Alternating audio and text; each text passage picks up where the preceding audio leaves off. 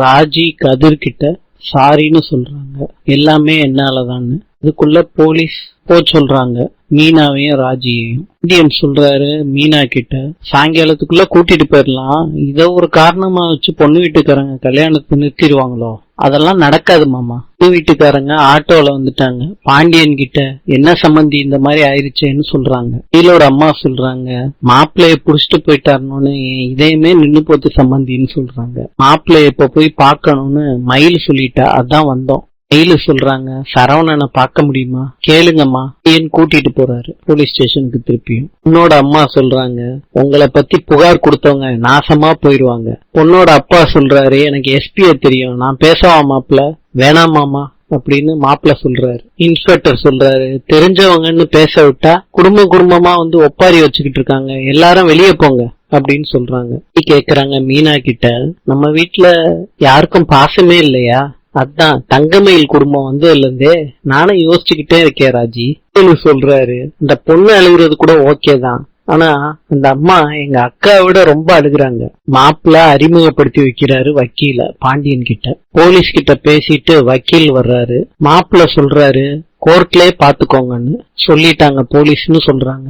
மீனா கேக்குறாங்க, எதுவும் பண்ண முடியாதா வக்கீல் சார்னு. குமரவேல் என்ன அடிச்சாங்கன்னு ராஜியும் பாண்டியனும் கம்ப்ளைண்ட் கொடுக்கலாம். வேலு கேக்குறாரு, அப்படின்னா குமார தானே ஜெயிலுக்குள்ள உட்கார வைப்பாங்க? குமரவேல் ஜெயிலுக்குள்ள போயிட்டாருன்னா வாபஸ் வாங்குறதுக்கு வாய்ப்பு இருக்கு. வெளியில நம்ம ட்ரை பண்ணி பார்க்கலாம் சார். நான் வேணா புகார் கொடுக்கறேன், ஆனா அந்த பிள்ளை புகார் கொடுக்கறதெல்லாம் நான் ஒத்துக்க மாட்டேன் சார். மாப்பிள்ள சொல்றாரு, நாளைக்கு சனிக்கிழமை, இன்னைக்கு கூட்டிட்டு போக முடியாட்டி திங்கக்கிழமை தான் கூட்டிட்டு போக முடியும் வீட்டுக்கு. பாண்டியன் சொல்றாரு, திங்கக்கிழமை கோர்ட்டுக்கு போயிட்டு வந்த பிறகு நம்ம கூட்டிட்டு வந்துடலாம். ராஜி சொல்றாங்க, கம்ப்ளைண்ட் நான் கொடுக்கறேன் மாமா, அண்ணன் மேல. என்னாலதானே எல்லாம் ஆச்சு, நான் தான் கொடுக்கணும். வக்கீல் ராஜிய கூப்பிடுறாங்க கம்ப்ளைண்ட் கொடுக்கறதுக்கு. போலீஸ் என்ன நடந்துச்சுன்னு கேக்குறாங்க ராஜி கிட்ட. எல்லாத்தையும் சொல்றாங்க ராஜி. சத்திவேலுக்கு இன்ஸ்பெக்டர் கால் பண்றாங்க. சீட்டு போனை வச்சிடுறாரு. சத்திவேல் சொல்றாரு வடிவு கிட்ட, உங்க பொண்ணு என்ன பண்ணிருக்கா தெரியுமா? எல்லாரு மேலையும் போலீஸ்ல கம்ப்ளைண்ட் பண்ணிருக்கா உங்க பொண்ணு. இதெல்லாம் சொல்லிருக்காடா குமாரு சொல்றாரு. நானும் ஜெயில இருக்கேன், அவங்களும் ஜெயில இருக்கட்டும், எனக்கு ஜெயிலுக்கு போறதெல்லாம் பெருசு கிடையாதுமா.